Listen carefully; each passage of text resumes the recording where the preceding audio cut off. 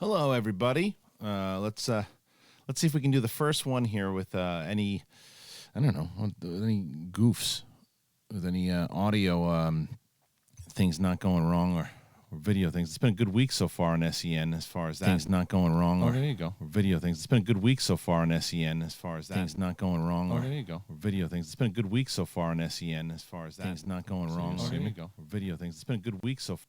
Okay, good. Hello, everybody. Welcome back to another talking Star Wars with Christian, and it is the spoiler-heavy review of Chapter 3 of The Mandalorian. I tweeted out this thing just now, by the way. I don't know if you saw it, but I just said a lot of people, most people, or everyone, Star Wars fans are hard to please, and The Mandalorian just said, hold my beer. Because I know there's always going to be some complaints no matter what, but the overall majority, it looks like, love this. I saw some people who said it was dull and they couldn't watch it anymore. I don't understand those people, but hey, I appreciate the opinion. I'm just loving everything that I've seen so far, and I think Deborah Chow just cemented herself as a Star Wars, it's a Star Wars presence, someone you want to see. For sure. And someone you want to see direct the next episode, someone you want to see direct Obi-Wan. And it looks like she's collaborating with powers that be, and those powers that be at the moment are Filoni and Favreau. So, we're going to get into it. So if you're joining me for the first time here, thank you very much. And the way that I do this particular show when it comes to the spoiler is I will go over my thoughts on the episode and kind of break down what I remember off of seeing it the times that I did. I've seen it twice so far, so off memory, I'll talk about the things that I took away from it, that I saw from it. Then I'll take some questions, and again, for those of you joining us for the first time and never been on SEN Live, or I was with Collider for a very long time. I had a full-time job. This is my full-time job now, and the way that we did it is we're going straight off of both Streamlabs.com/the Schmodown and Superchat, trying to be more of an interactive network and to where you guys really dictate the conversation overall. I mean, obviously, when I go through my spoiler thoughts, I will go through the thoughts that I gathered, and then I will take some questions. I'll go through both the Superchat, and I see them coming in now, and then I'll go to Streamlabs, and I'll read those. And then when I'm done with that, I will let you guys know where to gear up on your, however you watch the show, and gear it up, whether it's 1 second or 2 seconds in, and then we'll do a watch along. And the way I do that is I will do the watch along, and as Super Chat questions come in, I will read them, and then I go back to Streamlabs. The difference with Streamlabs, you just get more characters. You can ask more elaborate questions, I guess, inside of that, and then you can also interrupt me with the robot. And I believe that the robot, the Schmobot, is on. And keep it Star Wars. SEN Live, when, it's have so much fun with the schlong along a ding dong and all that stuff too. But if you're going to do the Schmobot for this, keep it Star Wars related, so the Schmobot can actually ask Schmodown related, did I say Schmodown? Star Wars related questions, excuse me. So then, and plus the fact last week when we did it, it shut the sound down, but I don't believe it's going to do it this time. I don't believe it. All right, let's get into this thing. Let's start with the actual episode itself. I mean, it starts right where we left off. From the Mandalorian leaving with the baby. And if, by the way, if you didn't know it's spoiler, then you clicked on the wrong video. Spoiler heavy review here. And he's with the baby. And the baby really has like a connection to the Mandalorian. You can tell right away. And it's the most adorable thing. It's going and touches the thing, and he looks down and he says, "It's not a toy. Cut it out." And that moment alone is just it's everything. It's that moment that sets him back to make him go back to rescue him a little later on. But that little moment, it's such a real moment too. It's like you have these moments of in your everyday life, something happens, and at the time when it happens, you just think it's just a moment, but it sticks with you, and you know that it's there, and it brings out an emotion. We've all been there before. We have like these little moments in life that at the time when they happen, you're just like, oh, that just happened, but you just remember it, and that's what happens to the Mandalorian when he's with the baby and he's trying to get that piece of the ship. So, and it's funny, when I was watching this episode for the first time, I said, well, he's not going to bring him. And then he gets the message from Grief, and Grief says, look, I don't know what this guy wants to do with it, but he wants it now. Whether he's going to eat it, hang it on his wall, just get it there. When you get back, just get it there. So he does. He brings it in, and I was like, "Is he really going to bring it in?" And then you got creepy. You got the creepy emperor, the imperial, the creepy imperial just waiting, and he's like, "Yeah, we're going to take it, thank you." And the Mandalorian says, "How many more people did you send on this thing?" And he told them, "Well, we sent everybody. It was very important to get this asset. You got it. You did the job. You proved exactly what they said. Don't worry about how many people we sent. You were the one that came back with it. Here's your best guard. Get lost." And then the doctor takes him, and he takes him into the room, and I'm like, wow, he sold him out. He sold him out. But then he gets the best guard, and he's talking to him, and then that's when you see the turn. And he turns, and he says, "What are you going to do with it?" And he's like, "Oh, that's breaking the code. You just broke the code of the bounty hunters. You shouldn't care. Just forget this thing happened. It doesn't matter what we're going to do with it. That has nothing to do with you. Take your Beskar and get lost." And he does. And he goes back to Grief. And that, I love how Grief reminds me of Milton in Barry. I don't know if you watch Barry, but he reminds me of that guy. Barry's always fighting with that guy when he's sending him on the jobs, and it's the same type of dynamic. But I love when he goes in there and you have that Oshuta moment with all the other bounty hunters, and he's bragging.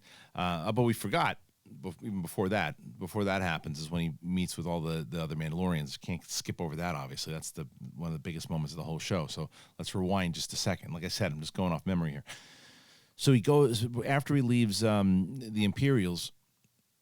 He walks into this little cave, and now we get it. Remember I said on the last spoiler review or whatever it was, I said, well, what are they doing there? What's happening? And it's like this hidden enclave that they have, and they're there, and they're just kind of, you get more of why they're there and what they can do. There's only like one allowed out at a time, and they're trying to stay hidden.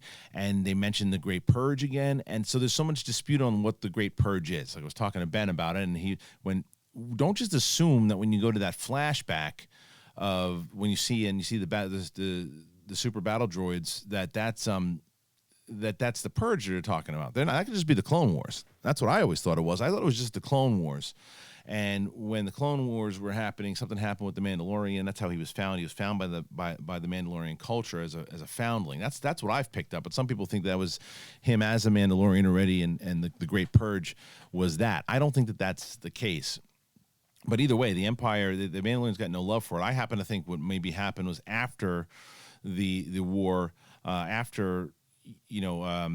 some point, because if you look at, it just depends on where it lands, because the Mandalorians in Rebels at that point, they're thriving. So I would assume that the Mandalorian purge happened sometime after, maybe during like Jedi or something along those lines, because we saw that the Bo-Katan and the whole crew was kind of running shop, and they seemed to be doing okay. But I don't know. We're going to definitely get we're going to get the explanation. It seems like it doesn't seem like they're leaving anything on the table as far as what they're going to tell you about. There's more and more that is being revealed.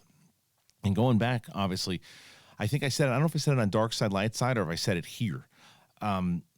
But everyone thought that maybe it was a cloned Yoda, and I think I brought it up in Dark Side, Light Side. I was like, well, what if it was not a cloned Yoda, but what if the Kamino Doctor wants to clone it? What if he wants to clone it? It looks like that might be it. It could be it. They're doing a lot of experiments. He doesn't want to kill it, as where Werner Herzog does. He says, I don't care. Just take what he said. What does he say to him? He says, whatever you just take it out of him and then get rid of it. I don't care. But when we jump back into the cave of the Mandalorians, he's there. He's having the conversation. I love how honest they are with each other. And she's like, "I'm going to give you the what's the name of you guys?" Ken always covers the information when it comes to the creatures. The rhino, whatever the super rhino, whatever the freaking thing is called. You guys will tell me in the comment section. And she says, "We'll give you the that emblem." The Mudhorn, thank you. And we'll give you the emblem of the Mudhorn. And he says, no, I don't deserve it. I don't deserve the emblem of the Mudhorn. Why not? Well, because it wasn't a righteous kill. It wasn't me. I needed help from my enemy. And she's like, why would your enemy help me? He's like, well, didn't know it was my enemy. And I think that's kind of where it chips in, where he's just like, well, wait a minute. What am I doing here? And then you get that conversation with the big Mandalorian that we see a little later on. But that whole fight, and another thing that they made very clear, which I love this moment. I don't think enough people are talking about it yet. Where when the armorer is looking at him and a fight breaks out, there's not one person that says, stop that, don't fight, cut it out. She lets him go. She lets him fight. And then finally she goes, all right, you got knives to each other's throat. You're both really good fighters. Here's the deal. Because the bigger Mandalorian, he's saying, you broke bread with the Empire. Now, they talking about before? Back in the day, did he break bread, or are they talking about now because of this job that he did? It could be either or both or whatever it is, continuing to do it, right? So she says, cut it out. It's about staying hidden, doing our thing, making sure it happens. And she builds him the new armor. And when she's building the new armor, we see the flashback and we see the super battle droid, and it looks like he's rescued again at some point. And I like how they keep teasing it. Plus, the fact what I like is that they keep going back. They went back to episode 1, and they tied a lot of the stuff that happened into episode 1 or chapter 1, and they just kind of maneuvered it and showed more stuff here with chapter 3. So it's really telling an interesting story, I think, from when we get set up to now. And I think that the character of the Mandalorian is it's evolving, because then he goes to get on the. Then he meets with Grief. By the way, he goes in there. He's got his new armor now. It's phenomenal. It looks really awesome. And Grief got this big smile on his face, and he's bragging about how his champion, if you will, of the bounty hunters is in there, and he's rubbing it in everybody's faces like, they hate you because you got it done, and everyone's looking at him like, this scumbag, right? And then he takes the Beskar, and he puts it in his pocket, and the Mandalorian sees him do it. That's why I think that the Mandalorian at the end of this episode wasn't trying to kill Grief. I think he knew exactly where to shoot him. I think that they do have a friendly relationship, and I think he knew he wasn't going to kill him. I think he knew he was just he wasn't trying to kill him. I think he knew that he had that and shot him towards the and knocked him off the side. What do you guys think? Do you think he'd meant to kill him, or do you think that he knew that the Beskar was there? I'm very curious to see what you guys think. Anyway, so I'm going to see if, by the way, I'm going to, for those who are just joining now, please start submitting those super chat questions in the streamlabs.com/theschmodown. I'm going to get to them in just a bit before we do the watch along. I'm also going to tell you right now, so this is for everybody, so as we gear up for the watch along, please, what's going on over here? All right, I'm going to put on the Mandalorian, and I'm going to get to episode 3. I'm probably going to have to rewind again because I've watched this episode now twice. Yeah, let's get it. Well, you know what you do? Get the episode. There it is, to 003. 003. Gear it up, and then when we're ready for the watch along, we'll do it together for sure. So yeah, I think that he definitely. Yeah, exactly. Someone said shoot him in the head if you wanted to kill him. Yeah, he knew that the Beskar was there for sure.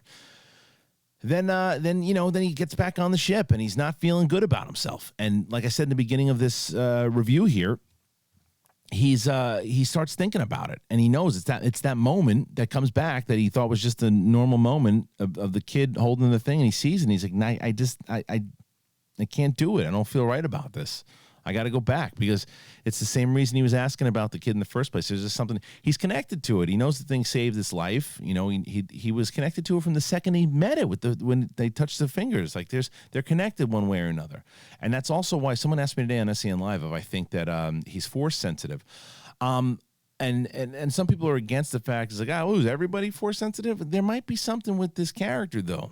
There might be something. Remember, they asked him in this episode, have you ever taken off the helmet? Has anyone ever seen you without the helmet? He's like, no. I think that's leading to something.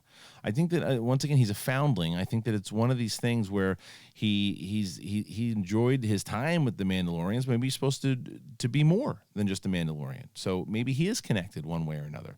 Something that we may or may not find out. I'll be okay either way. But I'm just not going to be totally against the idea if he is. That's why he's so connected to this thing. And some people think that maybe he was rescued by Yoda.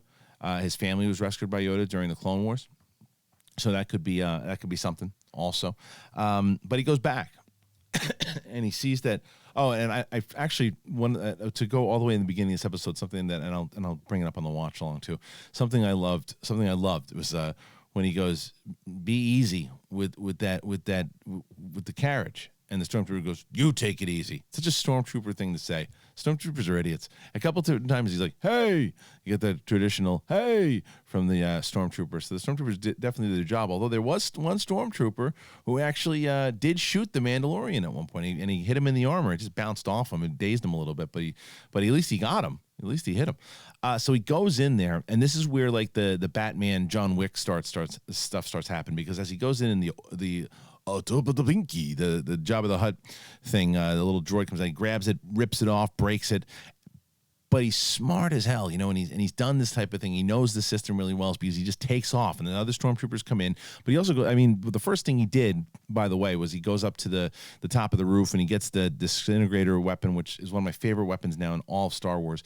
And he's listening in. That's when he hears Werner Herzog and the doctor talking about just extract it and get rid of it. But he sees the carriage kind of in the dumpster, and I think that pisses him off. But then he goes back in there, and that's when the Batman stuff starts happening. He's working in the shadows, and he's using his equipment, and he's messing the stormtroopers up, and he's maneuvering, and he gets in with the doctor. Now I think it's a mistake. I think it's a mistake that he didn't take out the doctor. Because he has shown so far. I mean, he'll wipe out Jawas, he'll wipe out all these things. He just there's no moral compass except when he starts to think about this kid. But when it comes to the doctor, and the doctor's like, "No, he would be dead without me already. I'm trying to keep him alive." Because the doctor does say it first. The doctor says, he's like, "No, he's just a kid. Don't hurt him." And the Mandalorian's not there to hurt him. He's there to protect him. But maybe that also kept the doctor alive. He's like, maybe he does care about this thing, and he's not trying, because he is the one that kept him alive. But it's going to be that doctor who's the only one that could rat him out that he was there, because he's the only one left alive, because he John Wicks everybody else and kills everybody. So you watching all that happen. But there was a few times, and as I was watching with RB3 the second time. Have I watched this thing 3 times? No, twice. And RB3 was watching, and he said he called the Batman thing as he walked in and was doing all this stuff. I had called it when after he had the baby, and he's hiding in that room around the carts, and he's coming around and things. I was like, this is like straight up Batman / John Wick. And that whole the moment in general that I loved was when he gets back out and the stormtroopers surround him. And you're like, how's he getting out of this? And then the bird thing that the armor put in there. I know. So someone just asked me. Kyle Beckworth just asked on Superchat here. Was this Favreau voicing the other Mando? It sounded like him. Ben Goddard had pointed that out also. Yeah. Ben Goddard had pointed that out, and and when you look at what that character does, and it's possible. Plus, he's a bigger dude, so they didn't give him any. They didn't credit him on that, but maybe. Hey, Paul. So we haven't watched. I haven't done the watch along yet. I'm going to do it. So for those joining and looking for the watch along, I'm going to do these questions first, and I'm going to get to the super chats and the Streamlabs, and then I'm going to jump over, because like I said, I do these. You guys have been so generous with the Streamlabs and the super chats. That's why I'm able to do this. That's why I'm able to keep doing this, and that's why I've been doing the watch alongs. And it was great, because when I did the second one, I really enjoy when the questions come in. I can just turn my head. I see the super chat questions come in. I can answer them, go right back to it. So we'll do that, but I haven't done it yet. Get it ready to 002. And for those listening on audio, I know a lot of people have been listening to the shows on audio. They are available. The Star Wars one on the Mandalorian reviews and Talking Star Wars with Harloff. You go to and you just go to Apple Podcasts or Spotify, wherever. Please leave a review on those things, because those help a great deal. So anyway, going back into it, he's surrounded by those stormtroopers. The armorer gives him those whistling birds or whatever, and she says to him, "Be careful, use them sparingly, because they can get out, they can kill multiple enemies, but use them at the right time." He uses them at the right time, but he uses them like 15 minutes after he gets them, and it was great. And at first I said, would the stormtroopers would they be looking around the room, or would they just start firing at him? Like, no, you're probably looking at the room, like, what the hell what's flying around me right now? And then by the time you do, you're dead. So he gets out of there, and he's able to go. And this is where more so it even turns into John Wick, because that's when the beacons start going off. And now it's like the phone call goes out, and it's like, get that baby back. And all the bounty hunters that were all pissed off at him are like, yeah, we'll take him out. And they start following him down the road. And I didn't know. I said, how's he going to get out of this? And they all got the blasters on him.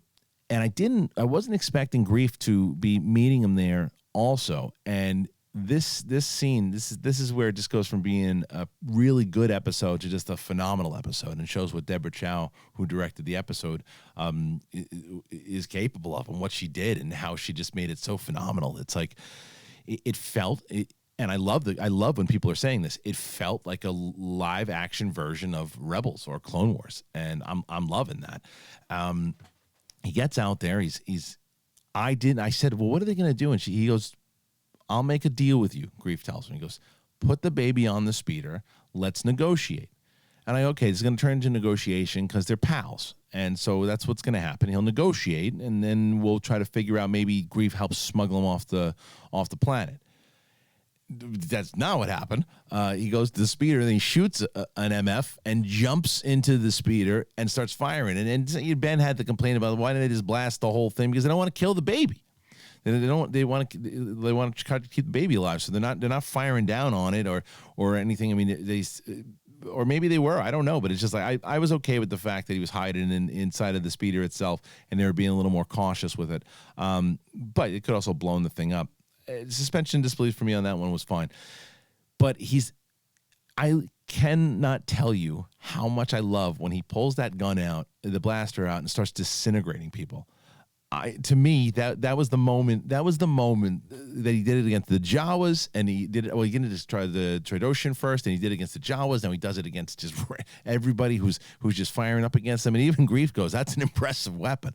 He's like, "This is what's going to happen. I'm going to get on my ship, and I'm out." He's like, "That's not what's going to happen." And there's more of them that are showing up, and they're firing down. And I like that he has that moment that finally the baby wakes up. He looks down. He's like, I took my run, and I feel good about myself here. Maybe the sin was that I gave you back, or whatever it was, but now I'm attesting for my sins, and let's go out together, little dude. But that doesn't happen, because then the missile comes over, and then when the Mandalorians start showing up, and they know they got to come after one of their own, they wanted to protect them, and then I mean the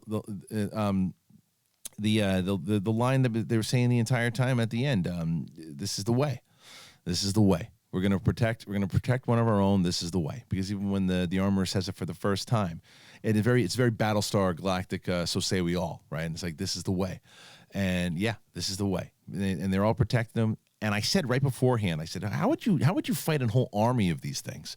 And then sure as hell, they all start firing down and taking out all these bounty hunters. And the big Mandalorian looks over to him, and he said, and our guy says to him, he goes, we're gonna have to hide the cave again, or the hideout. And he's like, this is the way. Let's just make it happen. He's like, get out of here. We're gonna protect you. So he does. He gets on the ship, and this is when Grief shows up, and that's at that point that I think the Mandalorian was paying attention. He shot him in the Beskar, but he did another one of those Batman moves with the mist, and he disappeared. He shoots Grief off his thing, Drago's his ass, and then he's out. And then he's out, and you go back to that last shot, and what a moment! What a moment when the thing he goes to grab the thing again, and this time he takes it off and just drops it in his hand, and now we're on our adventure. It changes the whole dynamic of the show, because now when we meet Gina Carano, he's not just this bounty hunter trying to get this. This is what I thought it was going to be. I thought he was going to meet Gina Carano as something happened with his ship, or he had now had to get the asset back, and he needed someone to help. But that's not the case. Now he needs this rebellion fighter to help him, because now everybody's going to be coming after him. Giancarlo Esposito is going to be coming after him now, and with more Empire troops, because they even said that, and I love that one line when Grief says to him, he's like, if you know this is happening, why don't you report him to the New Republic? Because that's a joke. Like, I like that little bit of politics there, a little bit of politics with the New Republic. So what's going to happen there? Who are they going to find? What kind of adventures are they going to go on? He's going to be on the run now with this thing. Grief's going to be coming after him, right? So there's some great stuff. There's some great stuff. Okay, so here's what we're going to do. Once again, guys, please, if there are any questions, spoiler heavy also. I know a lot of people today wanted to get some spoiler questions into SEN Live, but we weren't doing it there. Get the spoiler questions into streamlabs.com/theschmodown. More characters available there, or Superchat. And when I'm done with these questions here, I'm going to turn the turn the TV on, and we'll do the watch along together, and then ask some questions during that. Let us start with we're going to go Super Chat first, all right? We're going to go Super Chat first and see what you guys are talking about over here. So let's let us start to, excuse me, there's a lot of, oh my goodness. I think this is, Benjamin Stenning, vocal coach. Thoughts on Baby Yoda being born? Oh, no, sorry, that was from this morning. I gotta go through some, there's a lot of these. Sorry, guys, I'm looking at these questions. I want to make sure that this is it. Okay, yeah. Hector Jeter, this is the way. This episode turned into a Wick movie. It sure did. It absolutely did. Twice it did, because the first time when he goes in, he's got that Batman / Boogeyman John Wick stuff that's happening, but it's that once the beacons start going off and they're chasing him down, and even with Grief's relationship with him, it's like, Jonathan, Nick C, hey Christian, I'm a big fan. After seeing where the Mandalorian is at so far, what do you think the odds are of us seeing either the Ghost Crew or Luke? You know, thank you, first of all, Nick. Very nice of you to say. The Ghost Crew, I don't know. I think it would be awesome if we saw like Zeb or something. I think Zeb would be cool to see in live action. You could have Steve Bloom voice him, which would be awesome. I think that he would work the best, because we know Kanan's fate. We know that maybe Hera's possible. Ezra and Sabine are off. Ahsoka's off. So I don't know. But Luke, the thing with Luke is, I think you got to give Sebastian Stan a chance with the fans if you were going to do it. Unless you're going to de-age Mark Hamill, which is always a tougher thing to do. If you look at, even with The Irishman that's coming out, right? Movement is harder to do. If you want to keep, and you want to get the fans, like, if the fans can accept it. If Sebastian Stan comes in as a younger Luke Skywalker after Jedi, and if he's only in it for like 3 minutes and he has a scene, and you read the room and the fans say, "Yeah, I didn't buy it. Mark Hamill should have been it. If there's too much pushback, you don't bring him in again. You don't need it." If they like it and they accept it, you bring them back again. If they really accept it, then you start to play with what you possibly could have. But I don't know. If it's going to happen, I don't know if it happens this season at all. Nathan Barnett, the score and the pace takes you through this emotional roller coaster. It's awesome that he's now taking ownership of that kid, and how it's done is perfect. I couldn't agree more. The music, remember if you guys have been watching this, these spoiler reviews, I think when I started my spoiler reviews, I was like 80-20. I'm like 95-5. I've been humming the damn music, all of it. Even the dun-dun-dun-dun, da-da-da-da-da-da, even that. I love it. So it grew on me, and I'm really enjoying it. And I think that it plays into it. You know who he is from it. It's got that old serialized feel. This show really is everything that I was hoping it would be, and talking about on when I was doing Council, saying that I think this could be the show that I've always wanted from Star Wars, and I'm getting it. I'm loving this show so much. It's my Game of Thrones. It really is. Okay, Nathan Barnett, who just said that. Thank you. Back to Hector Jeter. What's your ranking on the chapters? Mine's 3-2-1. I am also at 3-2-1 at the moment. I could probably go 3-1-2, but I think it's 3-2-1 at the moment. So 2 and 1 are probably on the same level, but I think three's on a whole different level. And I think from what Deborah Chow did with this, it just makes me so excited to A, see her next episode, and B, see the Obi-Wan series. She became a superstar. I mean, she was trending on Twitter and everything too. She like, that's why that's, and I get it. I get where the criticism can come on fans, and there are some craphead fans in every genre. There really are. There are. But there are some real just fans that are bummed out and have criticisms, and they're lumped in with other fans. You're allowed to have criticisms of things. I think that sometimes unfairly, whether it's Last Jedi, Solo, Force Awakens, hell, Return of the Jedi. You can have criticisms about a movie. It doesn't lump you in for being a troll if you express your criticisms. Sometimes if you express your criticisms well, people call you negative, tell them that you're not having fun anymore, and this type of stuff. And I don't think that's fair. I think you're allowed to have your thoughts on certain. I mean, for this show alone, I saw some criticisms. I don't agree with them, but I think that the criticisms I saw were fair. It's hatred, silliness, and stuff that's just absurd that I think that people get a bad rap for. But this show, it just seems to me that there's more of a majority of positivity on this show that I've seen thus far, and I hope it continues because I'm loving what it's doing. Ash Arnold, do you think that the battle droid will be stabbed with the lightsaber in the next flashback we get? That would be great. That would be great, and I could see it potentially happening. And maybe it is Yoda, or maybe it's Obi-Wan. So what a good, what would be fantastic? Oh my God, this could be great. So she's doing episode 9, Deborah Chow. What a way to put Obi-Wan in there. What if you put Obi-Wan in episode 9, and it's the first time she directs him is in chapter 9, and it's Obi-Wan who saves the Mandalorian. Oh, it'd be great. What a way to put Ewan McGregor in there for the first time with Deborah Chow. It'd be awesome, and she could actually direct him for the first time. Oh crap, I didn't think about that. That would be fun. Oh, Stevens, did you notice the knives have a special vibration? I did not notice that. I'll have to look into that when we do our watch along here. We are going to do watch along very soon. So get your Rokus or whatever, however you watch it, on 002 when we go to do the watch along. We'll do it very soon. Hector Jeter, Heavy Duty Mando is my new favorite. When he comes out with that Jesse Ventura Predator blaster at the end, I lost my mind. It's awesome. God, it was so good. Okay, Christian Alante. Hey, Christian, becoming a regular over here, my man. I appreciate it so much. This is another thing I love about this. Learning so many of you guys, and so I see Ben Rayner and Kyle Beckworth and all these people who have been so supportive of this network so far, and it's cool to kind of connect the way we did old school Schmoville. Okay, Christian Alante, he says, if he is force sensitive, I'd like to see him get the Darksaber down the line in season 2, maybe. You got to assume that they're going to try to figure that in, right? And it does seem now, with the way that they set this up, that I mean, she'll never tell me, but Bo-Katan's got to show up. She's got to. Bo-Katan's got to show up. Where is she? What's happening? And if they got Katie, it would be amazing. There's no way she'll spill the beans, but I bet you she shows up. All right, cool. G. Paul, who says, where are we in the episode? We are not there yet. We're going to be watching it soon. By the way, I'm loving SEN. You got something special here, Christian.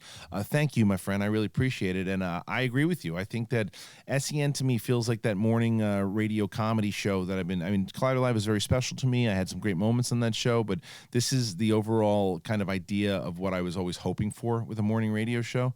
It feels like I was a regular on Heidi and Frank for a very long time, like 6-7 years, and I always loved the dynamic on that show. And to me, this is the closest thing that I've ever had to that. And yesterday's episode with Josh Robert Thompson was just something. It was something amazing, and I loved it. And I love having Kate. Kate is a very talented comedian. She really is, and she's someone who I'm so glad I was able to reintroduce her to you guys, or actually introduce her to you guys. And Brett, obviously, he's more of the reintroduction. Those two together, I knew that they would work, and I'm so glad that they are. And Ben Goddard was the find though, man, because Ben was just a fan. And I asked him if he wanted to help out with like basically interning and stuff here, and he's like, yeah. And I gave him a shot on the mic, and from the second I gave him a shot on the mic, he's just been crushing. He's very knowledgeable, and what the hell can I say about RB3 except that he's RB3. He's the best. RB3, David Michael Frank, everybody. Ben Bateman. I'm loving it. I'm loving it. All right, let's see. Kyle Beckworth says, was that Favreau voicing the other Mando? I think so. Ben Goddard happened to think so. There's no credit on it, but I think so. Possible. Ben Rayner asks, was that Chopper in the town timing work? I didn't see that. Let's try to point that out when we do the watch along here in a second. Sharon Pollitt just puts in $2. Thank you, Shannon. Adrian Piddle, thoughts on the director? Best one so far. Best one so far, and I think the director is a Star Wars superstar. Just Star Wars, in general. And you can say that after one episode. You can't say that after one episode. You can say that after one episode because you can tell if she got it like that. She got it. It's like it continued on. It furthered it. She put her own flair to it, and she got it. So yeah, Star Wars superstar. Matt Christie, I giggled so hard when I saw Wilro Hood's ice cream maker as the Beskar steel carry case. I didn't see that. It's funny though. Adrian Piddle again. What's the deal with helmets? New rule. Is it a new rule? I don't know. It might have took a bigger place after the Great Purge. Something maybe they'll know. They'll let us know about. Derek Johnson, Alex Damon said that the big Mando is a Vizsla relative. Oh, okay. Well, then that would make sense then if it is Favreau. So and if Alex Damon said it, it's probably true. Real Geek Kev.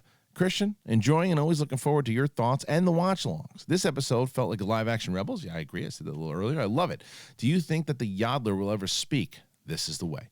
I don't think he will speak. If he does, it'll probably be at the end of like season 2 or something. I don't think it's necessary to have him speak. Do you guys? I don't know if it's necessary, but yeah, it did feel like a live-action Rebels, and I love that because of it. And thank you, Real Geek Kev. What a generous donation that was. I appreciate it.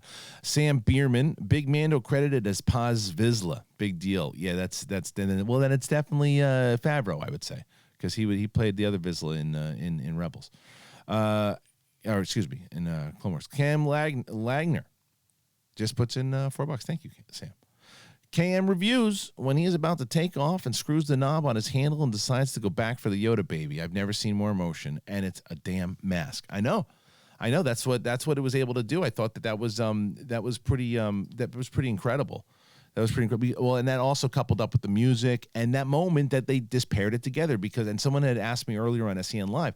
It's because we're so invested already in the little baby. We're so invested in that baby already and you don't want to see him let it go. And his face and the little cry that he does a couple times, and then when the doctor takes him off, you're like, oh man, you let him go. And then when he goes back to get him, and you can feel it because that's how we felt. So yeah, I agree. It was really done well. Brandon Schwartz. Another generous donation here. Thank you, Brandon. Keep up the good work. Do you think the Los Polos Hermanos Death Squad will that's funny.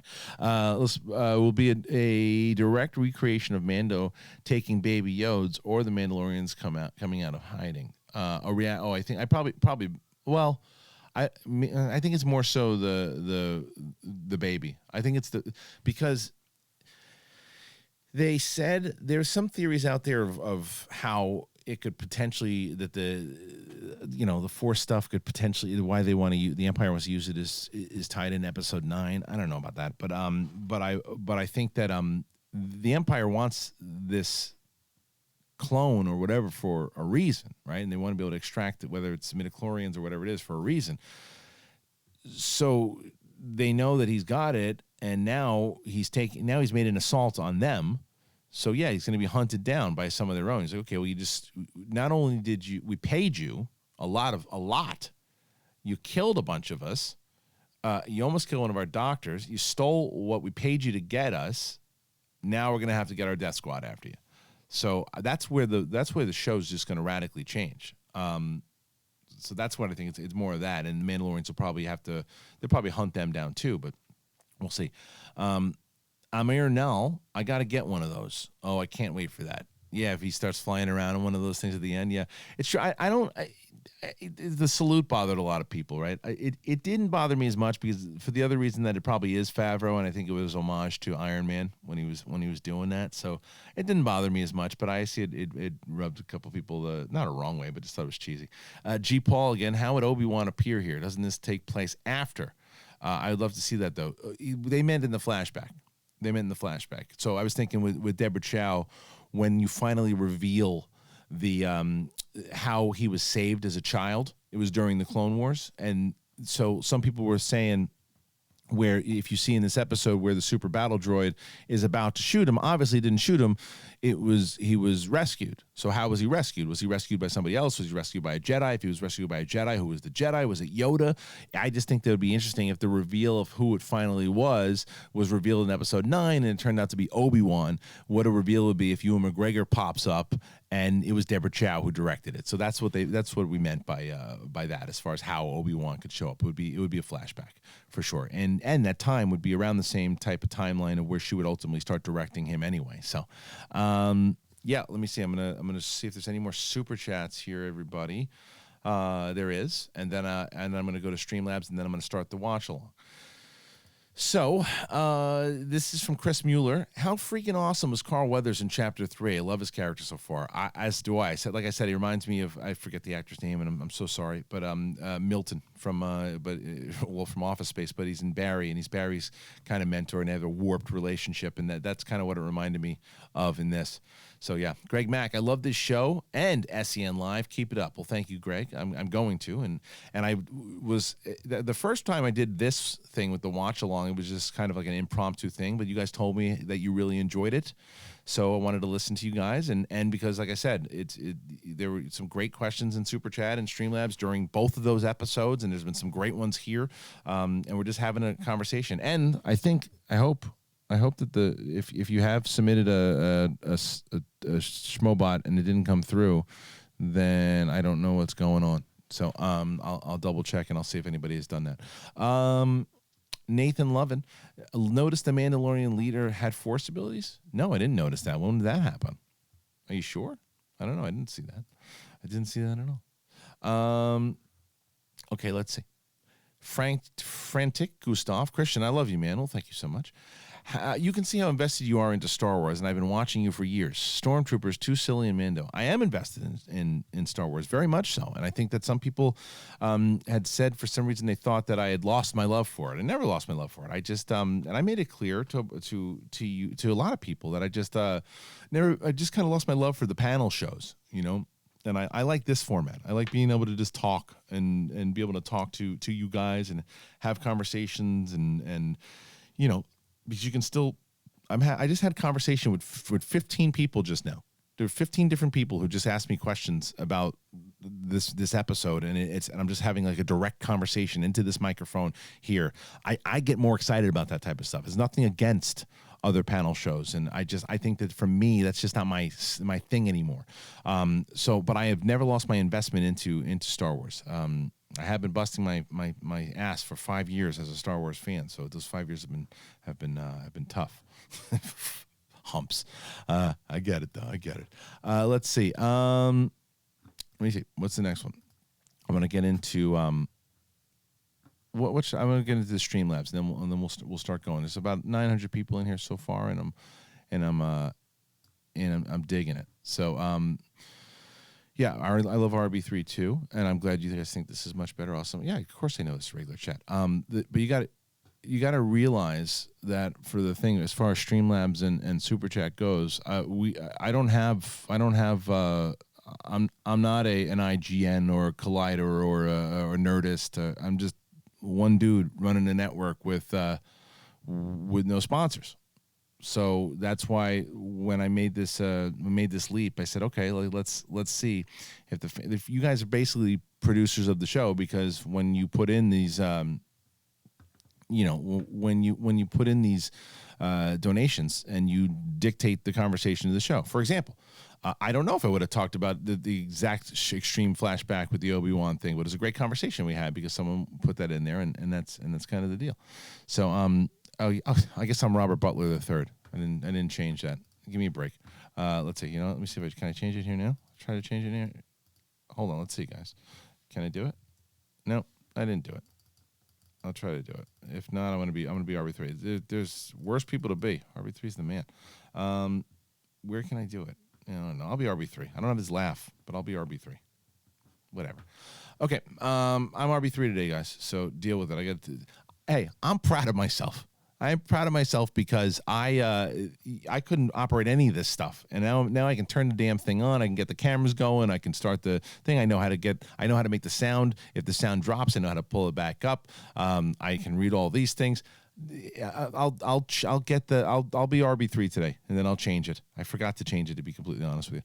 All right, let's go to Streamlabs, and then we're gonna jump on over to the watch along. But are there let us see. All right, Mike Heldingness. I can't do the watching along live, but I'm going to do it after work. What are your thoughts on the Mando being force sensitive? Could it be with the lore Filoni set up with the Darksaber and only Mando Jedi? If they do it, I just don't see them doing it this season. I think they're going to. What the show has proven to do thus far is lead up. lead up to certain things, and I think we'll lead up to it. It's going to be a while. I think they're really hammering down. You can't take the mask off. He's got to take the mask off next season. Or maybe at the season finale, he'll take the mask off, and we'll finally get Pedro Pascal. It'll happen eventually. Wiley Todd. Finally on Thanksgiving break from school. I'm so hyped, and I watched this show, and it was amazing, but got to go soon because I'm seeing Knives Out. Thank you, Christian. Make that P.O. box, dude. I'm going to make the P.O. box. It's something I'm going to do for sure.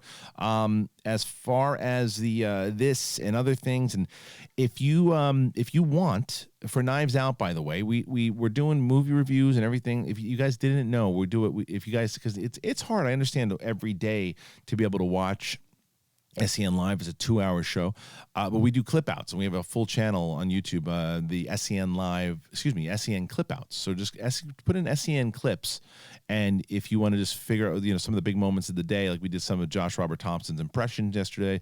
We're almost at 2,000 subscribers on that channel, so if you can help us get to 2,000, it would be much appreciated.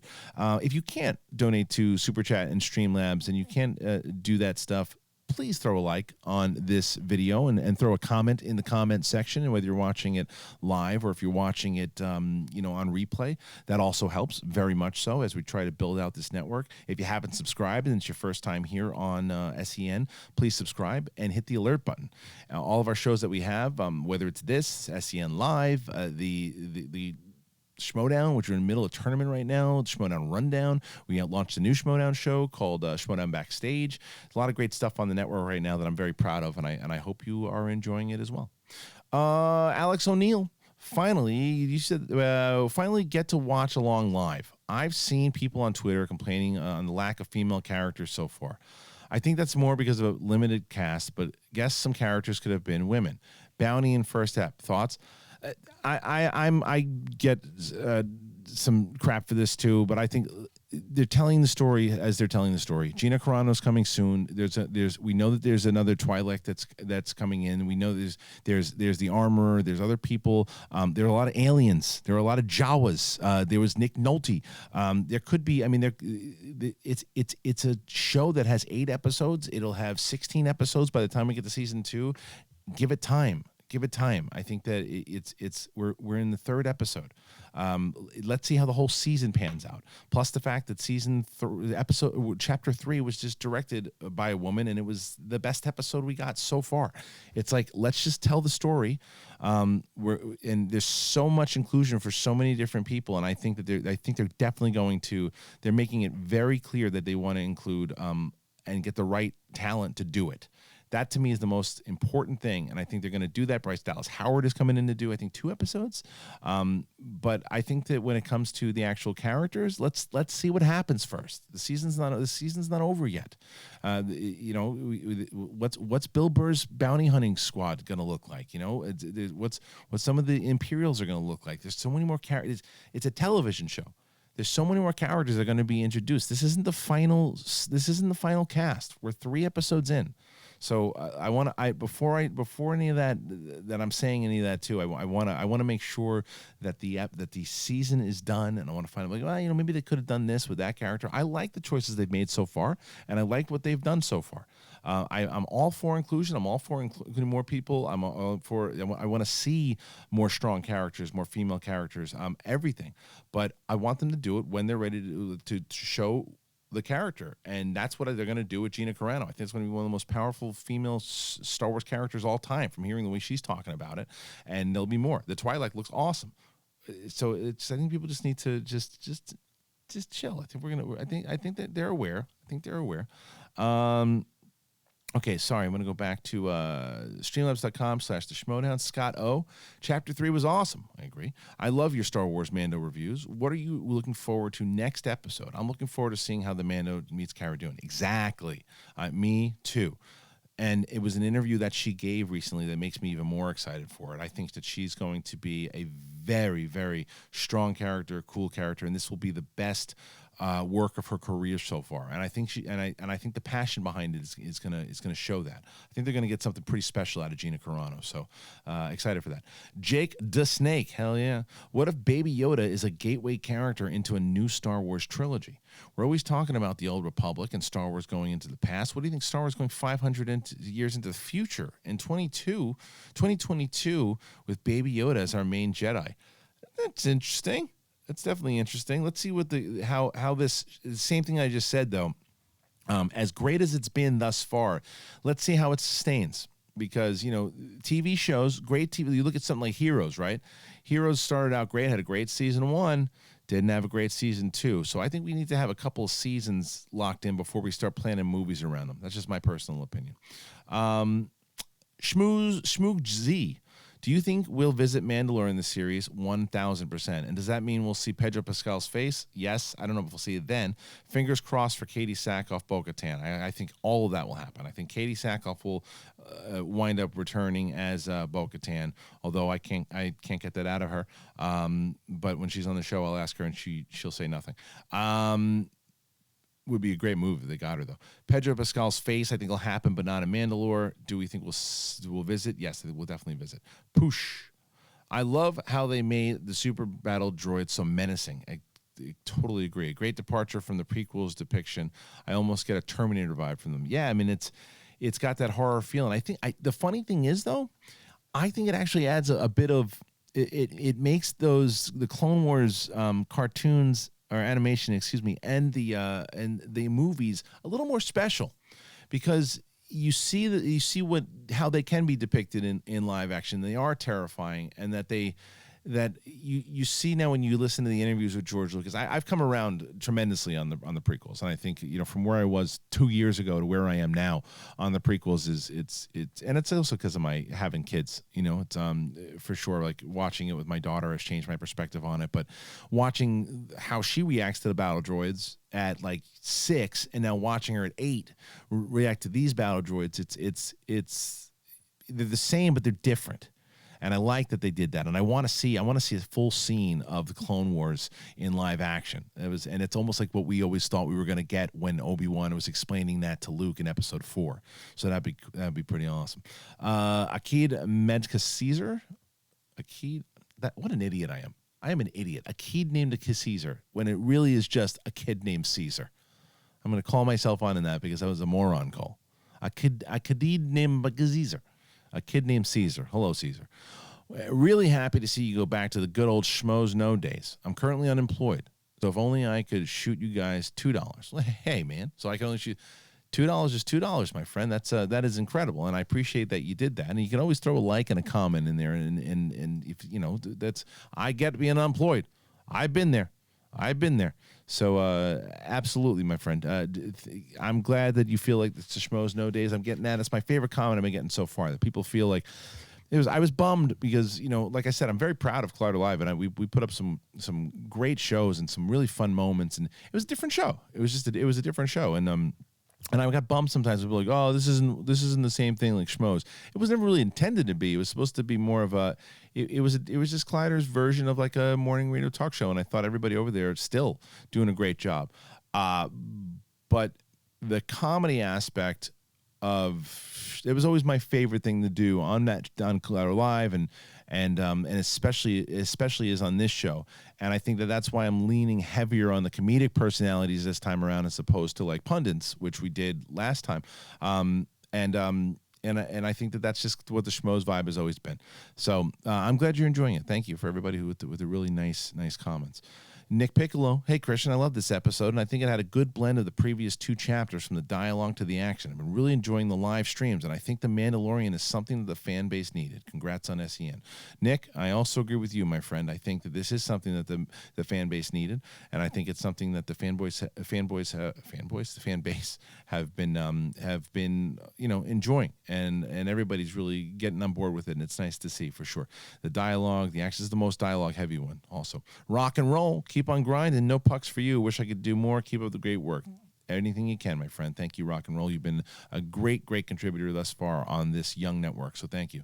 And someone else has been a great contributor, Suge Knight 323 over on Streamlabs.com/The Schmodown. Yeah, you're one dude, but you're one funny-looking mother. No, you're just funny. Thank you, sir. When Mando shot Apollo, I screamed, throw in the towel. Throw in the damn towel. Keep up the good work, Christian. Thanks, Shook. Looking forward to meeting you, man. I know you're coming into the Schmodown Spectacular. If you guys haven't checked out the Schmodown Spectacular of previous years, do it. It's our WrestleMania. We're going to be doing that, the Schmodown Spectacular, December 7th at the SchmodownLive.com is where you can get those tickets. Streaming for that is also available now if you want to go and get that for December 7th. 5 matches. There will be a Star Wars match. Alex Damon from Star Wars Explained is the reigning champion. He'll be defending that championship against Laura Kelly, who is also a phenomenal Star Wars player. There will be other title matches, and if you've never seen an event and you're going to be in the Los Angeles area, come check that one out. Myself, I will be there. Kate Mulligan will be there from SEN. Winston Marshall will be there. Ben Goddard, David Michael Frank, RB3. A lot of the SEN crew will be there, so please come and check it out. Let me get to let's see. So I think we're almost ready for this because I'm finishing up these super chat questions at the moment. Alrighty, Nathan Lovan. If you look back to the fight between Din Djarin and the other Mandalorian, they were stopped by a Force ability. Is that true? I don't think that's true. I don't know. We're gonna watch it in a second here, so let's double check. Kevin Oakley with a very generous donation. Thank you, Kevin. My goodness, that's very nice of you, sir. Thank you. Keep being awesome and pace yourself. Only time this hasn't gone well for people is when they overcommit. I have spoken. Yeah, I have been pacing myself. I let people know that I have been. I've only committed to, and it's one of the reasons why I didn't, and I told Campy the reason why I couldn't do 2 shows. It's very hard for me to do a full afternoon show over here and do all that stuff and then run over to Burbank and everything too. That's why I just do it on Tuesdays. But any other shows that I add will probably be other people, and that's why we have 3 engineers now that are really, really good. You got David Michael Frank, obviously, who is a wizard with all this stuff. He set us up. RB3, who's like our main engineer now, and Ben, who's been training. And we're going to start training other people eventually too, so we can get more shows. I'm already talking to some interesting people about doing more shows over here. So I'm pacing myself, not pacing myself as a producer, but I'm pacing myself as far as being on camera. You got to love what you're doing. You got to feel, you got to be able to love it. And I realized this over the last couple of years that you can't just do something and say, okay, well, I know that I can carry through this, get through it. You got to be able to enjoy it. And I've laughed every day so hard on SEN Live. I've been laughing consistently. And it's I'm really enjoying it. I love the Schmodown backstage show, by the way, is something I'm going to enjoy doing because I love talking Schmodown with people, and I realize it's a nice outlet for just hardcore Schmodown fans, and for those people at SEN Live who don't want to hear about Schmodown for an hour, you don't have to. You can just listen to it on backstage. So, but I'm pacing myself, I promise, and thank you for the very generous donation, Kevin. It's amazing. Thank you guys. Matt Christie, also. The Mandalorian deliberately shot Carl Weathers where his slabs of Beskar steel were. I agree. And he didn't want to kill him. Look at the cantina scene where Carl shows him his own steel. I know. That's what I picked up immediately when he put in he pays attention to these things. And he knew. He's like, the Beskar's right there. Let me blast him and get this dope off my ship. KM Reviews, one quick question. If Baby Yoda's 50 and he's equivalent to about a 2-year-old at most, why does real Yoda look so old at 900? The math would mean he'd only look 36 in Yoda years. I have spoken. Not necessarily. You're look at dogs. Dogs age very differently from when they're super young when they're 3, and then they just age overnight by the time they hit, depending on what breed they are, by 7 or 8. So it just depends on the species. The species could some look at some humans. They're not too tall. They get super tall one particular year, and then they stop growing. And it's like we have no idea how the species ages, how it grows, any of that. So that kind of stuff I let go. All right, I'm just gonna check if there's anything else in here. There aren't. Okay, so what I'm going to do now, I'm going to get to the watch along itself. So what I'm going to do, I'm going to turn around over here, get my mic over here as well. I'm going to set up the, I could do that also. Yeah, screw it. All right, I am going to go right here, and I'm going to put it at, it's at 002. So for anybody who is watching live right now, set your thing to 002, please. And if you're watching on replay, 002, please. And we're going to start it in just a second. So what I'm going to do is I'm going to turn this down. I'm just loving everything that I've seen so far, and I think Deborah. All right, so let me, because what I want to do also, I want to make sure that I get this this thing out of the way. I don't want to show the computer, because I don't want to get the computer, and I also want to be careful with the volume. Did I just? Okay, so how's that? Is it out of the way? Not quite yet. Alrighty, sorry everybody. Stick with me for a minute. Let me double check. That's probably a better way to check it. There we go. Boom. There it is. All right. So if you're joining me for the first time on one of these watch-alongs, I don't just sit here and watch it. I comment like an idiot. So if you haven't seen the episode and you don't want some dopey dude from Queens talking over it, then you've come to the wrong show. But the other thing I ask is, because of these things, if you have questions during it and you have thoughts, please, if you could be so generous to go over to the Superchat and drop a comment. You can also leave the streamlabs.com/theschmodown like now. Those I won't get to immediately. Those I will get to after we finish the episode. But if I see a Superchat that pops up while we're watching it, I will read it immediately. So, all right, if you guys are ready, you know what you guys like when the lights are off too, right? So I'll turn the lights off. Let me see. Give me a yes or no. Lights on, lights off. Or that's not a yes or no, dummy. That's on or off. So let me do this. So this is on. This is off. Well, that's not off yet. All right, on or off? You tell me. Let's see. Boop. Okay. You guys want them off? All right, we'll keep them off. Okay, good. All right, fine. They'll go off. All right. Okay, so they're off, and we are. So let me tell you where I'm at. I'm at 00. I'm at 004. So I'm sorry. Get it to 004, and then we'll bring it down. And I also want to make sure that it's on mute, because I don't want to get it too loud, because we get copyrighted on this bizarre. All right, here we go, ladies and gentlemen. On the count of, we're going to count down from 5, 4, 3, 2, 1, then hit. So it'll be 5, 4, 3, 2, 1, go. Ready? 5, 4, 3, 2, 1, go. Boom. Oh, shoot. It didn't work for me. So I'm going to be a second behind you guys. I'm on the recap. So, yeah. Bounty hunting is a complicated profession, wouldn't you agree? Yeah. And the IG's got to come back, right? He's got to come back. And especially if they're going to repair him. Who's he going to be working for? He's got, already, within what? How many, 3 episodes? We've been on some adventures with this dude already. And the music is just so good. You got to be kidding me with this music. I love the music. And the little puppet, the fact that they're using puppets, and this egg thing is really filthy. It's a filthy egg. But it goes back to the, yeah, because it was over. He's been ready to give up a couple different times. Ready to give up. Going out fighting, giving up, but he was ready to give up. Like, he was ready to give up against the Mudhorn, and he was ready to give up against when all the bounty hunters were coming in.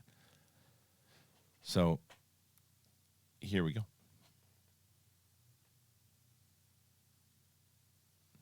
Yeah, and I'm also just digging the new logo, how it works. God, I do wish this show was on. I know. I'm happy it's every week, but it's just, I'm just really enjoying it so much that I want to watch it all. I wish it was 57 episodes.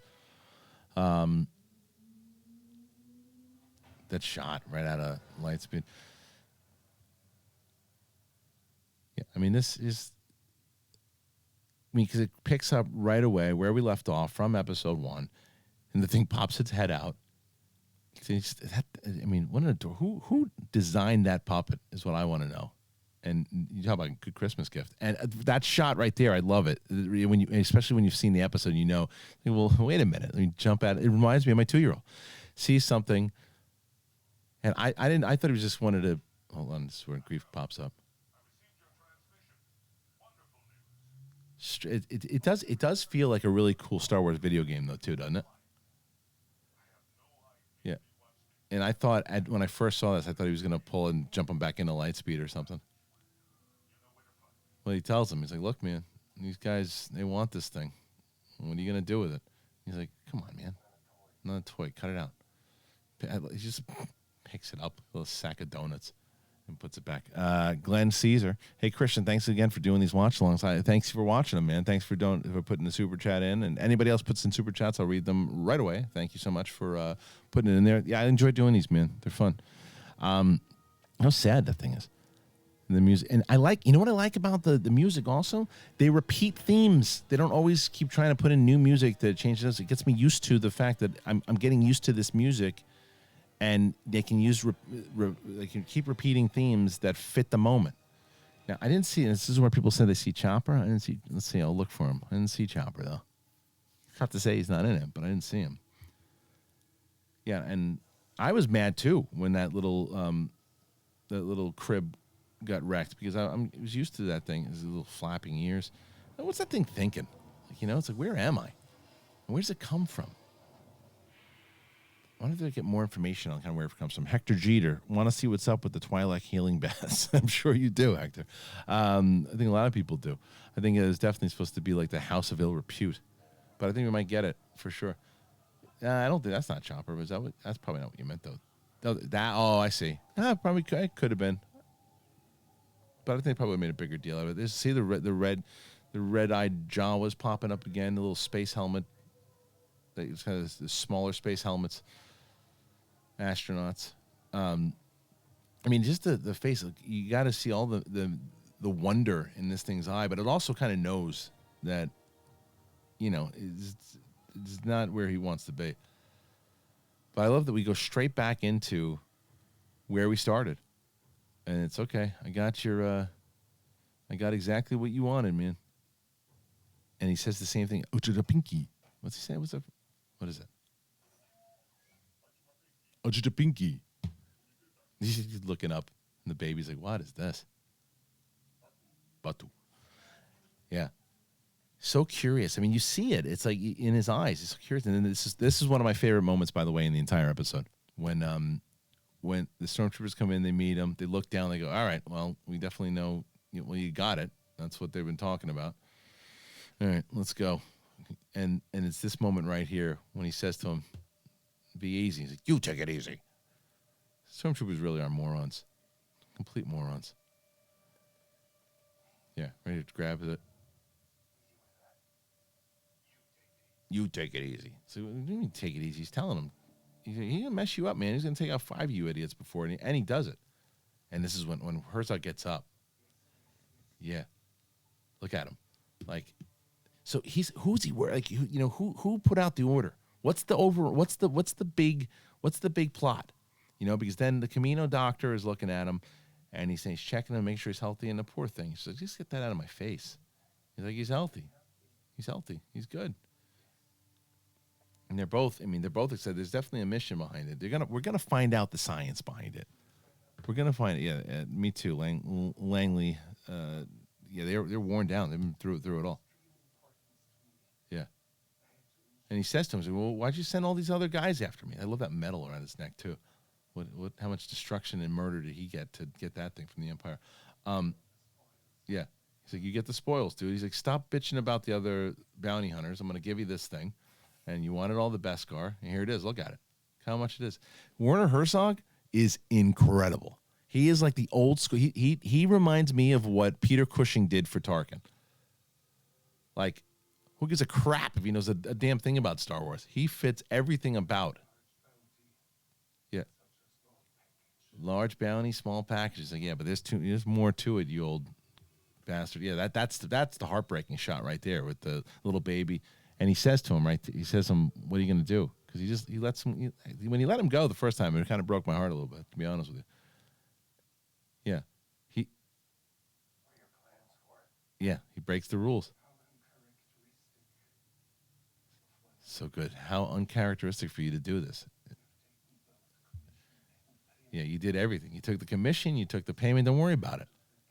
And now I got more stormtroopers coming in because you're starting to get antsy. and now I'm going to surround you. You did your job. Get lost, or I'm going to shoot you in the face. Yeah. He's like, he knows how to do it. Take the Beskar, improve your armor, get out.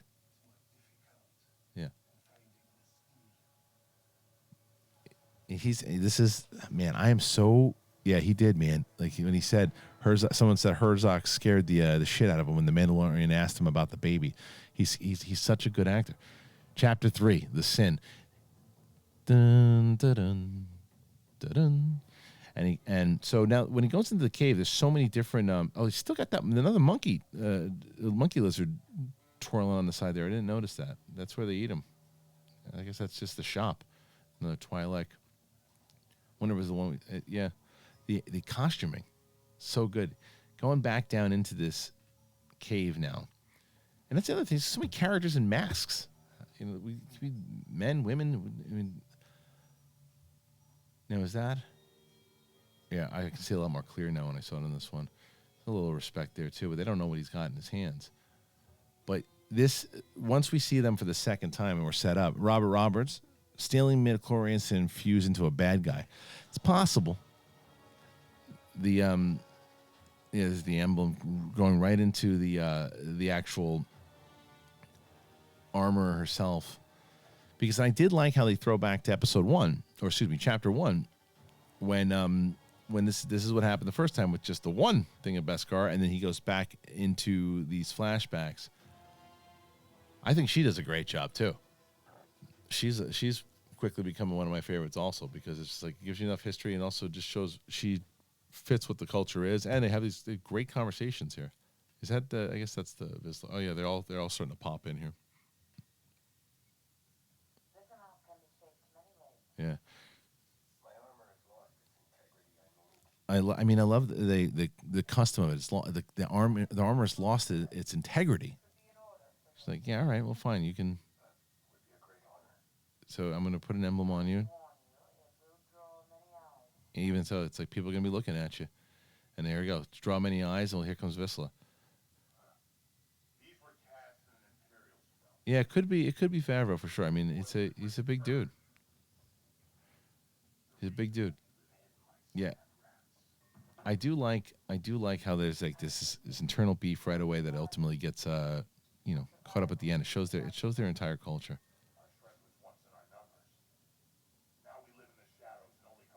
See, the strength was in numbers, and now we live in the shadows. Like what? When did that happen? The Purge. Matt Christie, I love the armory music. Me too. Yeah, it fits pretty nice. And it grabs him by the neck, and then it's again the big dude. But I like going right for the knife. The two of them, because they're slashing, and she lets it go for a second. She just lets it go, and then it's like, all right, I'm gonna let you two idiots fight for just a second. I didn't see force there. I think they just stopped. I think once she started talking, they would just give him respect. Yeah. You're the hunter and the prey. That's right. He's not a coward. Did you remove your helmet? No. Ever been removed? No. This is the way. It's such a Battlestar moment. I love it. Yeah, there's no force. They just stopped. I think it was what caused the damage. This is a great conversation. You earned it. No, I didn't. I'm going to be honest with you. I'm not a lying little prick. There's a reason why.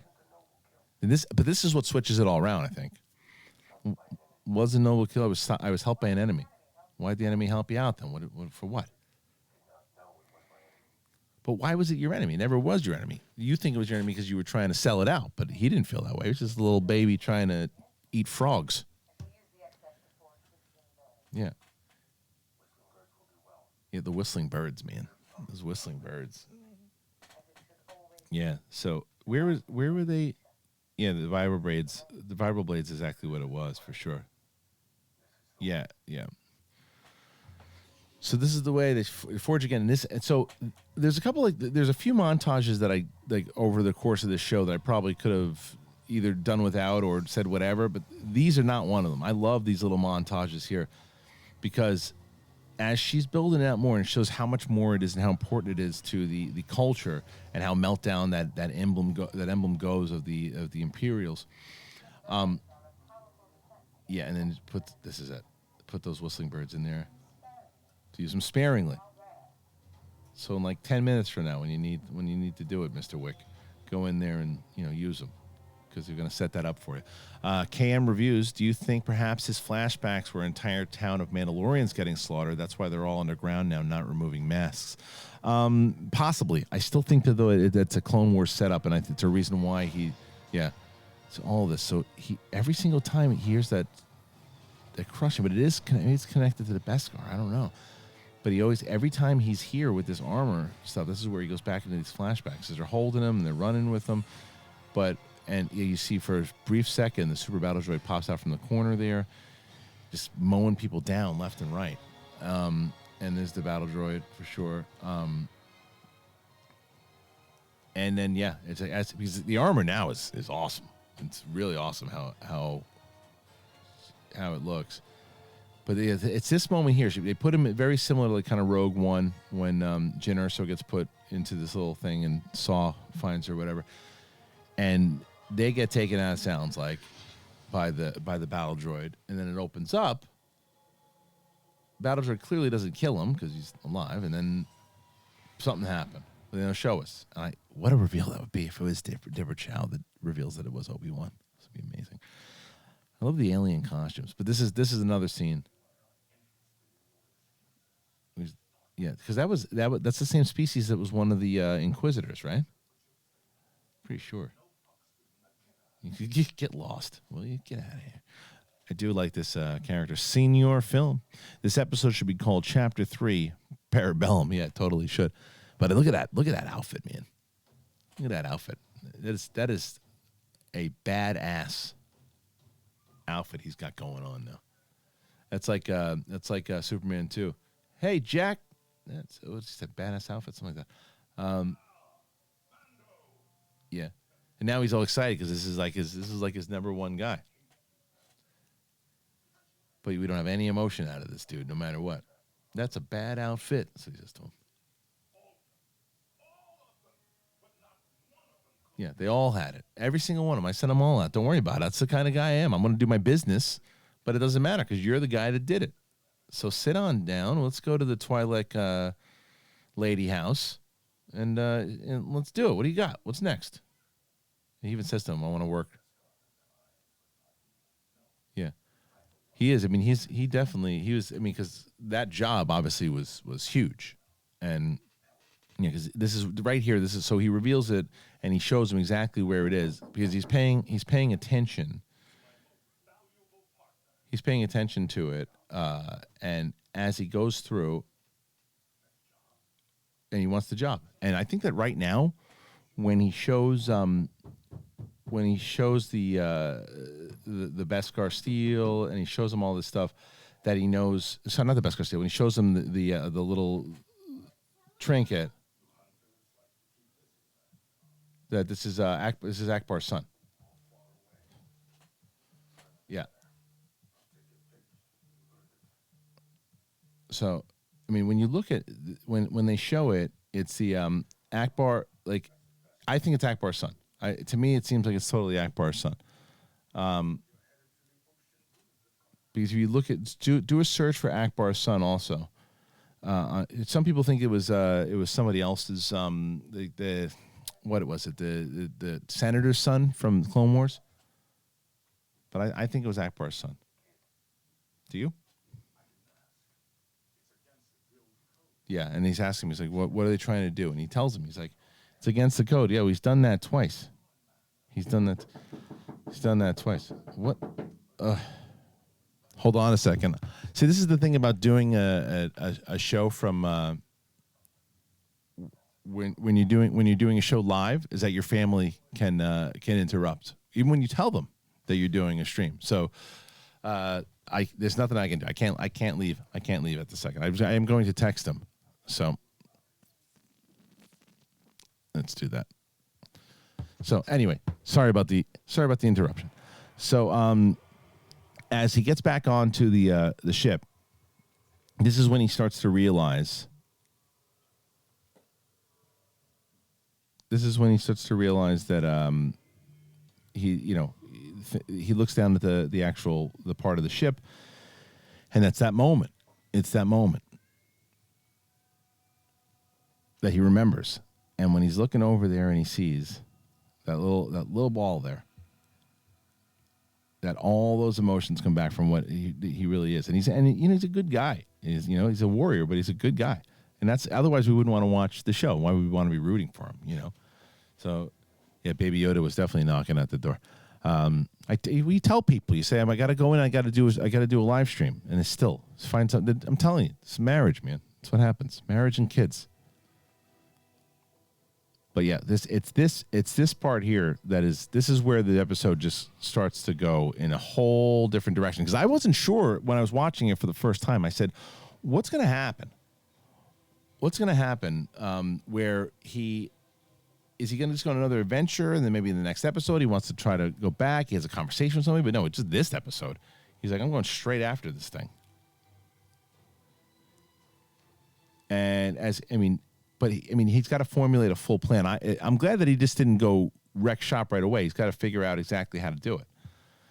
So when he first he goes up on the roof, and when he hears this conversation, not the roof. This is when he goes to this. This is the part to me that I was like, oh man, we're not going to see that thing again, because I loved that little baby carriage that he had, and I was like, because that's another moment or memory that's gone once you see they threw it in the trash, and to him that's like, oh man, that's how we went through it together in this thing, and that little thing is, it's like, yeah, maybe now he thinks he's dead and thinks that something could have happened to him.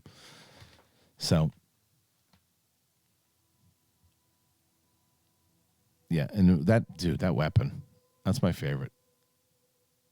The idea of that weapon, and Boba had that thing too. And he's got it, and I did think he was going to start picking stormtroopers off, but then he goes over, and that voice again, Werner Herzog. Yeah, just get what you need out of this thing, and that's it. Yeah, finish it. Yeah, I can't guarantee your safety. So what does that mean? I can't guarantee your safety. So are they working like a side mission? Like that's a line no one's talking about. Like, why can't he guarantee its safety? Rips, or maybe it's also hiding from the New Republic. Maybe that's it. But that's the move. Rips the thing off right away. The alarm shows off. They come outside. Yeah, because they know something's up, and he sneaks around the back. This is when he blows the door open here. It's also, why did he? I guess to draw two of them out, or maybe just to take the alarm system off. But yeah. He's all in at this point. He is all in and ready to completely blast out this thing. Yeah, because now the alarm and everything's sound, and here he goes in for it. And the alarm, little side alarm that he's got going in. But this is the kind of the Batman scene. It starts with all the Batman moments here. Because as he starts attacking, he does it from the shadows, and he uses a lot of his equipment to do it. Boom, takes him out right off the bat here. Although I guess Batman doesn't kill, dude. Yeah, I know. I get it. You know what I'm trying to say. He, the shots when this is the guy he sets on fire? Wait, which is the guy he sets on fire? Because he fries one of these dudes. I forget. No, that guy. Oh, that guy just fall on the floor and blasted him. Real nice. Poor schmuck. And he goes through, and like they're this is it. This guy hits him. But what's he doing here? Oh, no. Does he? This guy doesn't hit him. He stabs him in the back. Which is the guy that hits him? Which guy? He sets a dude on fire, but then this is the dude who shoots him. Yeah, got him. But at least he shot him once. But this is, takes out the probe droid. And I see, this is why I come around on the doctor a little bit, because he doesn't know. He's like, don't hurt the little baby. Come on. So what'd you do to it, you little scumbag? Yeah, because he showed his teeth a little bit there too. It reminded me a little bit of Yoda too. I didn't do anything to it. But what was it? He said he protected him. I guess he protected him by not killing him right away, putting him in there and just doing more studies on him. because he doesn't seem to. He doesn't. That's a very Batman move where he just disappears out the door. Grabbed him and ran. But I mean, I get why he felt the guy was not too bad of a dude. But it probably was the reason why all those bounties got called on him. Because who else would have called it on him, right? He goes, "Where's Herzog at this point?" Yeah.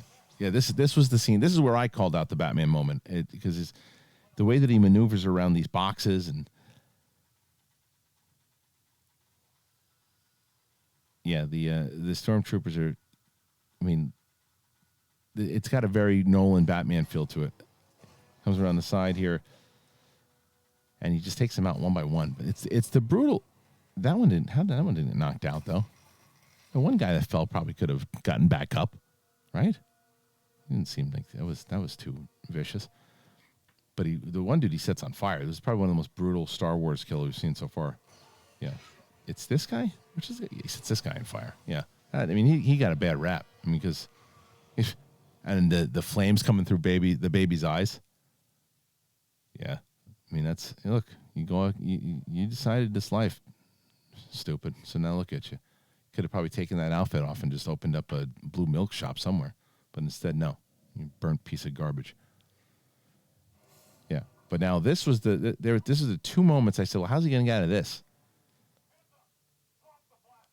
And I thought maybe he did something with the baby. It's like this thing's very this package I have here is very important. I thought maybe he put it around the side and hid the real baby and had like a detonator or something that he was, I don't know, froze them or did something to. I don't know whatever he's going to do with them, but it makes a lot more sense. That's why I don't write these shows. Yeah, like so. This was what I was talking about. Like the one guy in the background, he sees stuff going down, and he probably could have shot the Mandalorian, but instead he's just looking around like a putz, and now he's dead with all of his other friends. And the little baby's okay. And he just walks out, man. Just walks out, does his business. Luke Middleton, did the female Mandal use force to stop the knife fight? No, it was a vibroblade. The knives were vibrating. Big fan from Manchester, UK. Love SEN Live. Vibroblades. They were pointed out in the chat also, but it's no force. There was no force used because he would have known what the hell was going on. He had no clue what was happening when this was. I mean, this is about as John Wick as you get. When all these things are going off and all the bounty hunters are ready to go, and there's the one that was complaining before. Now it's looking like, yep, see him. So I assume Grief kind of puts it all together and says, "Let's do this." Because as he's walking out, there's another one too. I said, how's he going to get away from all these bounty hunters? There's no chance he's going to get away from all these things because they all see him. And what I'm also curious is why, if you want to really nitpick it, is like they probably just could have shot him dead right there, unless Grief said don't do it, and Grief's the one who's given. He said, we'll because I think Grief, and we know Grief has a respect for him. Commander Dameron's squadron, is Baby Yoda a clone or to be cloned? Your final answer: to be cloned. That's my final answer. It's not Yoda. It's to be cloned. Yeah, and now he's stuck, and the ship's right there, which is like, ugh. Is that a unicorn? What is that thing? I've never seen that species. Get lost, will you? I'm getting on my ship. Carl Weathers looks good for his age. So, and that dude looks like Bill Duke on the right. Kids coming with me. Put it on the speeder. Let's have a conversation. And this is when I got the most confused. Because I said, how do I know I can trust you? I was like, they're buddies. Let's just have a conversation. I could be your only hope here. So let's figure it out. All right, you know what? Fine. And I figured they were going to have a conversation. I'll put it on the speeder. Let's talk. Fine. And this move, look at this twirl move he does when he gets in. He does a quick shot. He kind of surveys the land here. The baby's still out cold, sleeping. And then this is just the ultimate ending. This is when it goes from being a good to just a great episode. Boom. Look at that flip. Look at that flip. Incredible. Yeah, and this is the unicorn's like, I'm out of here. Whatever that thing was. Yeah, he's hiding back there, but he's got to. This reminded me of Total Recall. Go, drive, you stupid moron. And it's Grief that shoots the droid. I mean, Grief going for the jugular here. Smart move though.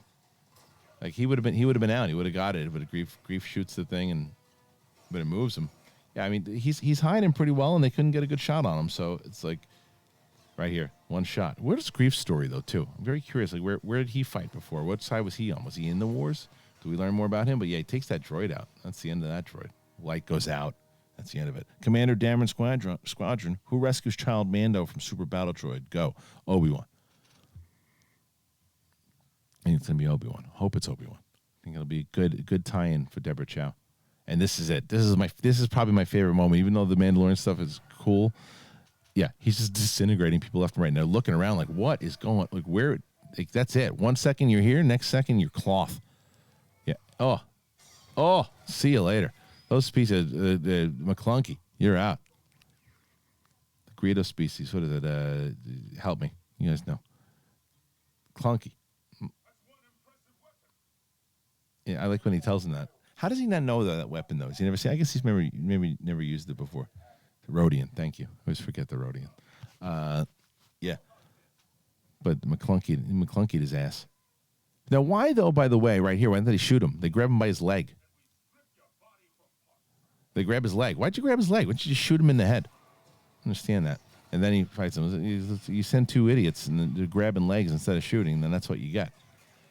Some great costumes. And this is another moment that I thought was really great. Here's that fire again. It's like, this guy's got too many weapons. Someone's going to beat him, and then it just goes out. Like, oh, okay, well, he's got no more left on the fire.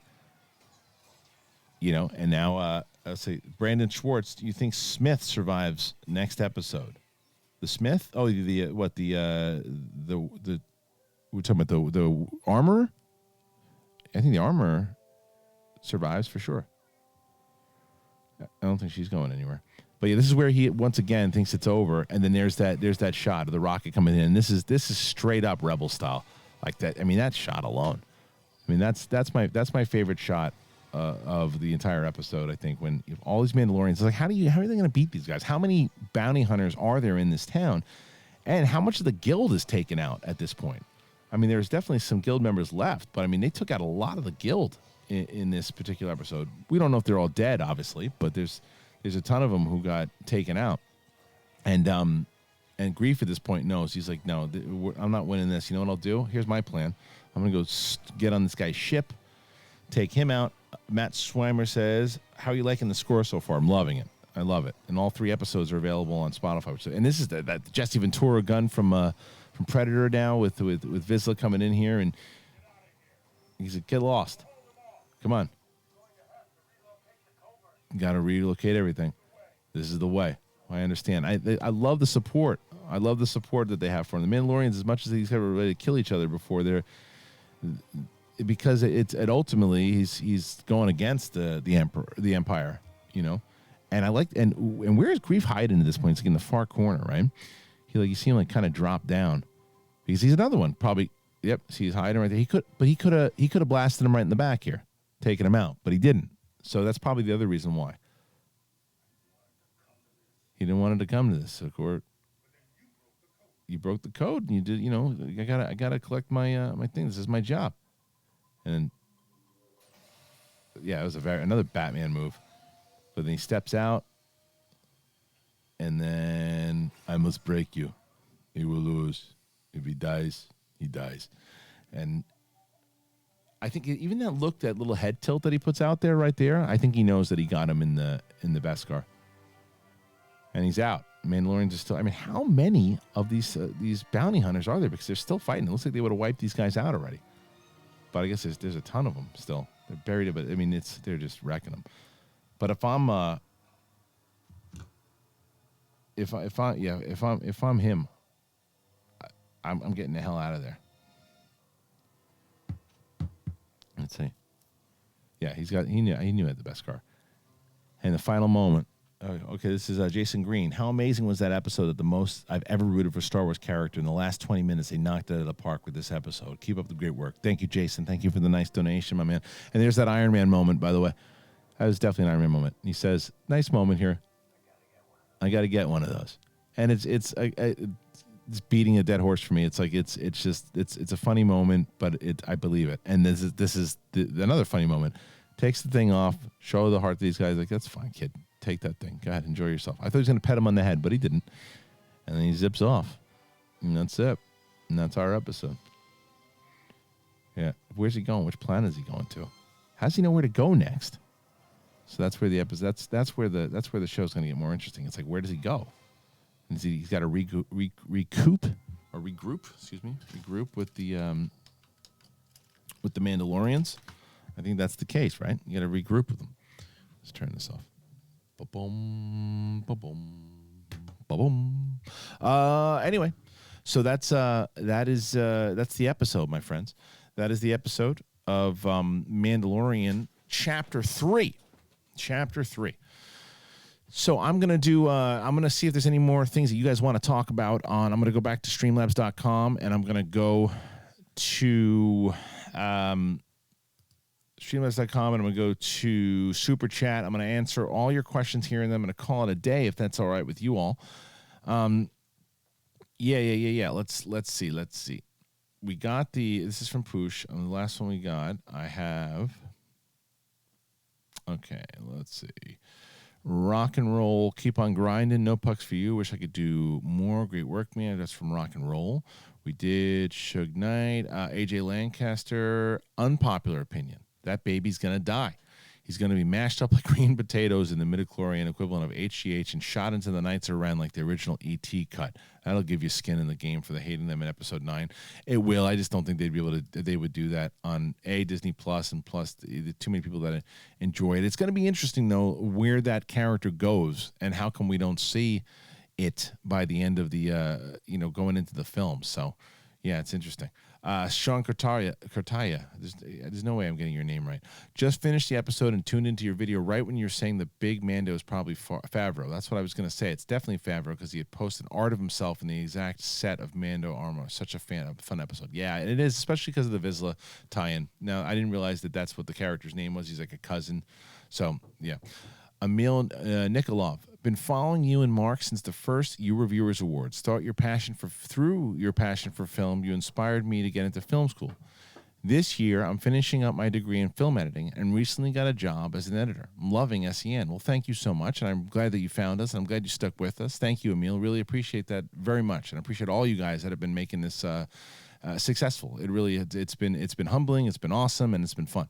Sean Gataria again. I'm really confused about Mando culture. It doesn't seem to line up with what we've seen in the Clone Wars or Rebels, especially about the whole no removing helmets thing. If it wasn't for Filoni's involvement, I would be worried, but in Filoni I trust. I agree. I think that's the thing. If it wasn't Filoni, then you'd be like, well, wait, that's not what they set up in the past. Well, they must have had conversations about why they got to there. It'll be explained. They'll explain it, I'm sure. I want to go back to see if I can get. I'm going to go to a few more super chats. I think that I got all of them, but if I didn't, I want to make sure. And if not, I'm going to call it a day. But if I missed anybody, let's see. All right, I think I got all of them. I think I got all the questions. So, listen, this is a lot of fun. I thank you guys very much for joining me on these episodes. I'm going to keep doing them. And I think I see Chris Adams said it's been a minute since I watched that Clone Wars episode. Did we see a body? Of which I'm not sure what you're talking about.